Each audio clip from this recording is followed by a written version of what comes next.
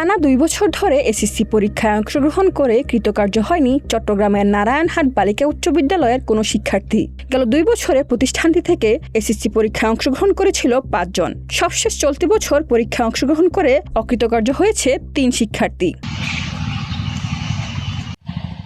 সংশ্লিষ্টরা জানান, উন্নত অবকাঠামো, শিক্ষক সংকট, আর্থিক দৈন্যতা সহ নানা কারণে ধুঁকছে উত্তর ফটিকছড়ির নারায়ণহাট বালিকা উচ্চ বিদ্যালয়। এর প্রভাব পড়েছে এসএসসির ফলাফলে। মূলত এমপিভুক্ত না হওয়ায় শিক্ষকদের বেতন দিতে পারেন না সংশ্লিষ্টরা, তাই দক্ষ কোনো শিক্ষক পাওয়া যায় না পাঠদানের জন্য। এতেই ঘটে বিপত্তি। নিয়মিত পাঠদান না হওয়ায় শূন্যে ঠেকেছে শিক্ষার মান। বর্তমানে যদি স্কুলটা একটু স্কুল এমপি হয়, আমার মনে হয় বিদ্যালয়টা এই এলাকার যারা নারী শিক্ষার অগ্রগতির ক্ষেত্রে গুরুত্বপূর্ণ ভূমিকা রাখবে। এখানে অবকাঠামো বলতে সব কিছু আছে, শুধু এমপিও না থাকার কারণে স্কুলটি এতটুকু মানে শিক্ষকরা চলে গেছে, ভালো শিক্ষক এখানে নাই, যার ফলে ফলাফলের ক্ষেত্রে এই প্রভাবটা পড়তেছে। সরেজমিনে ঘুরে দেখা যায় প্রায় শূন্য পড়ে আছে বিদ্যালয় প্রাঙ্গণ। শ্রেণীকক্ষে উপস্থিত কেবল 2 শিক্ষার্থী।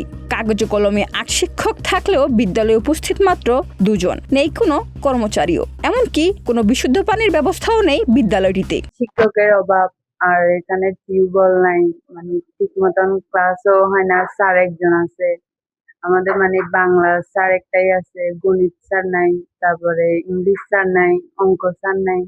ওরা স্যার মানে আর কিভাবে কি মানে পরীক্ষা দেওয়া যাবে? ওরা থাকলে বা মন দিয়ে পড়ালেখা করতে পারতেছি, এখন ওরাও নাই, এখন ছাত্রছাত্রীরাও নাই। প্রধান শিক্ষক সুখেন্দু বিকাশ দে জানান, নারী শিক্ষার প্রসারে 2001 সালে প্রায় 400 শিক্ষার্থী নিয়ে যাত্রা করেছিল নারায়ণহাট বালিকা উচ্চ বিদ্যালয়। পাঠদানের অনুমতি মেলে 2004 সালে। 2006 সালে 8ম শ্রেণী পর্যন্ত স্বীকৃতি পায় বিদ্যালয়টি। এর 2 বছর পর পূর্ণাঙ্গ মাধ্যমিক বিদ্যালয় হিসেবে প্রতিষ্ঠিত হয় বিদ্যালয়টি। তবে এরপর প্রায় 2 দশক কেটে গেলেও প্রতিষ্ঠানটি এমপিভুক্ত করা হয়নি। তাতেই তৈরি হয়েছে নানা সংকট। 350-400-এর মতো ছাত্রী এখানে ছিল এবং টিচার ছিল 11-12 জন, স্থায়ী এবং পার্ট টাইম মিলে তারা সবাই ছিল। কিন্তু ধীরে ধীরে শিক্ষকরা যখন জীবনযাত্রার মান কঠিন হয়ে যাচ্ছে, যখন নিত্যনৈমিত্তিক খরচ বেড়ে যাচ্ছে, তখন তারা এই টাকা দিয়ে পুষতে পারতেছে না। 5-6 হাজার টাকা দিয়ে তারা পুষতে পারতেছে না।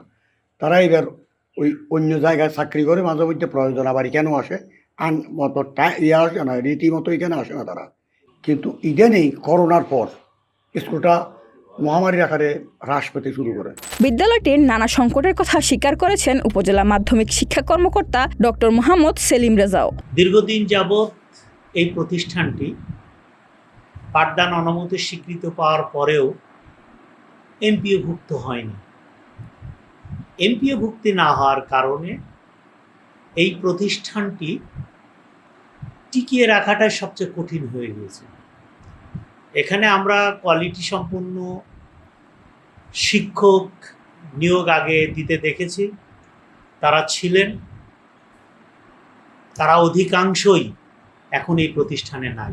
আর বিদ্যালয়টির খারাপ ফলাফলের পেছনে কি আছে তা খতিয়ে দেখার কথা বলেছেন এই কর্মকর্তা। নারায়ণহাট বালিকা উচ্চ বিদ্যালয়ে ধারাবাহিকভাবে খারাপ ফলাফল হচ্ছে। আমরা এই বিষয়টা নিয়ে খতিয়ে দেখব এবং আসলে কি কি সমস্যার কারণে এ ধরনের ফলাফল হচ্ছে সেটা আমরা ভালোভাবে যাচাই করব, সেই সমস্যাগুলো নিরসনে কাজ করব। আমরা ইতিমধ্যে শুনেছি যে এখানে কিছু অবকাঠামোগত সমস্যা রয়েছে, সেগুলোর বিষয়ে আমরা কাজ করব। ম্যানেজিং কমিটির কোনো ইস্যু থাকলে ওনাদের সাথেও আমরা বসবো এবং শিক্ষকের যে ঘাটতিটা রয়েছে সেই ঘাটতির সমাধানের জন্য আমরা কি করা যায় সেটি ম্যানেজিং কমিটির সাথে আলোচনা করব, নিষ্পত্তির চেষ্টা করব। এমপিওভুক্তি ও সব ধরনের সংকট চিহ্নিত করে দ্রুত সমাধানের ব্যবস্থা করলে প্রতিষ্ঠানটি ফের ঘুরে দাঁড়াবে বলে মত সংশ্লিষ্টদের। ফারহানা হোসেন, প্রতিদিনের বাংলাদেশ।